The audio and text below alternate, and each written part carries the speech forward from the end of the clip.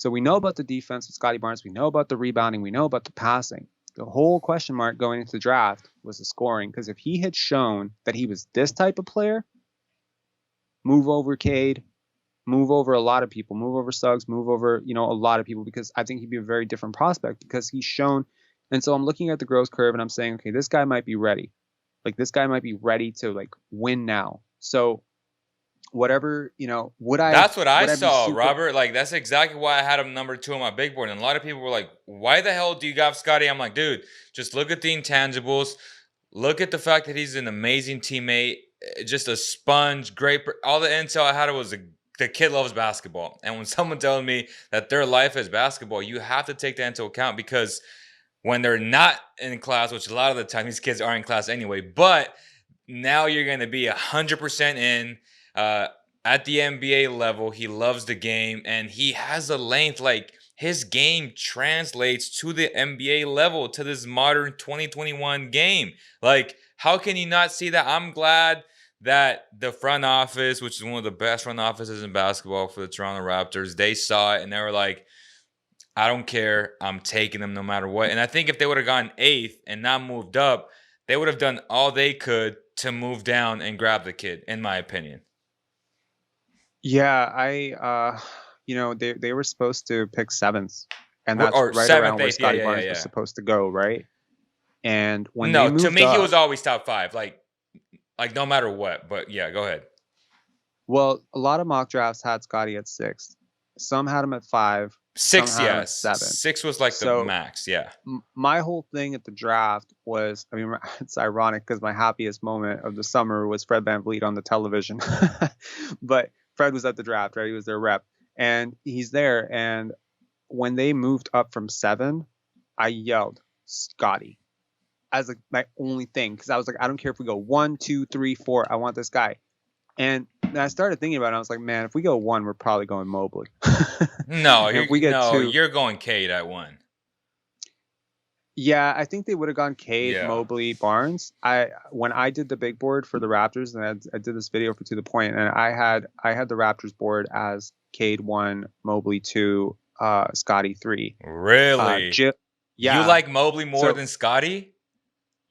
They actually tried to trade up with Cleveland for the number 3 That's pick crazy. because they were really, you know what? It's splitting hairs at this point. I like Scottie Barnes more. I love Scottie Barnes. If you look at the two of them in college, for even all of my fandom for Scottie Barnes, Mobley actually projected to be a much better player in college. If you look at the box score, sure, but if you look at the intangibles, no. You look at the advanced stats, like, he was off the charts for a guy who's like what Mobley can be. Like, I will argue what Mobley and Scottie can be. Like, I'll put them both in the same category. Sure. It's Chad Ford tweeted this the other day. He said, what these two can be is basically top 10 players in the NBA. And he singled those two out because he's basically saying that the other guys in this draft, even at their best, don't have that type of upside.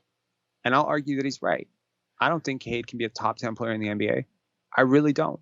I like him. But I think Jalen Green. But to me, it comes down to projecting. Say best case scenario, Mobley is AD, right? Just say it's in a perfect world. He's AD. Is AD to you a number 1 option on the team? Hell no, he's not, and he's never going to be that guy.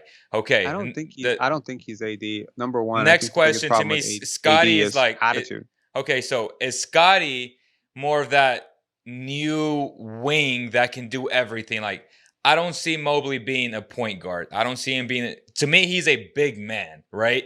And like Scottie isn't. That's why I give the versatility advantage to Scottie, and that's why I think he's a better prospect, which is how I graded them. I think the case for the Raptors going with Mobley would have been number 1, positional fit. That's it. They definitely needed a center. But bad teams should never draft on position. They should always draft best player available. You should, and I think that the other end, Look at the other end Kings. of it is just how he fits, right? So we can make an argument that if Scottie Barnes does not do the work that he did this summer since he's been drafted, and really it's not even since he was drafted. It's been since the college season ended. He's been in the gym every single day working on that jump shot. And now he's still in the gym with Nick Nurse's night school. He's working on that jump shot, right? But you can't guarantee me that any player is going to work this hard. I mean, he's not talking about it, but I know a few people who are like trainers for like the 905, and they talk to, they're like, this kid, his work ethic, I've never seen anything like it. Like since DeMar, I haven't seen ethic like this, right? He's in the gym all day and he's just working on that jump shot. And he's so patient. He won't stop until he gets it, right? He'll ask coaches, what am I doing wrong here? He's so coachable. It's like the antithesis of Ben Simmons. Like everything you hear about Ben Simmons, like doesn't hear coaching, not complete opposite, just wants to get better every single day. You can make an argument that if he didn't do that work for the last 7 months, a lot of people would be saying Jalen Suggs is better right now. Mm-hmm. But he did do the work. And so a lot of people look really smart. So you can make the argument that where they were 6 months ago when they last played in college, Evan Mobley was the better player, 100%. But sure, you got to ask yourself, there's an intangible quality called love in basketball that, guys like De'Aaron Fox, DeMar DeRozan, these guys just have it. And you just know that when you love something this much, whatever the top that you can be, Giannis, right? Like, look at Giannis. Like, at 16, he's telling you, I want to go to the NBA. I want to be the best player in the world, And he works for it. He loves it. And if you can identify that quality in a young player early on, then you can start to project, like, what is the best thing that this guy can be? Because it's really easy to project the best thing that a guy can be, and then the guy doesn't even hit, like, 10% of it, right? I mean, we saw that with Andrew Wiggins. Right? What's the best thing he can be? Caboclo. Caboclo. Yeah, right. Bruno Caboclo. I remember so many stories where people would just be like, he looks like he's sleepwalking through practice, right? And then the other side of it is Scottie Barnes. We didn't talk about it the last game, but one of the most interesting things about this guy is how quickly he has assumed the leadership role on this team. It's crazy. In between timeouts, he's telling Gary Trent, you got to go there. You got to go there. I remember there was this game, there was this possession like 3 games ago or 2 games ago where he had a small guy in the post and Boucher just looked him off and he gave him an earful. And it's like, dude, that's an NBA vet. That's an NBA champion. You're a rookie.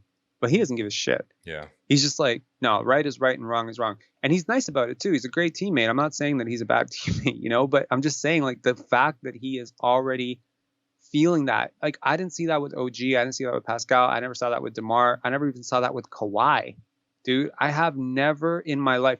Okay, that's not true. The last time I saw this type of, I want to say authorship, like this type of ownership from a rookie, probably LeBron. Guys like that.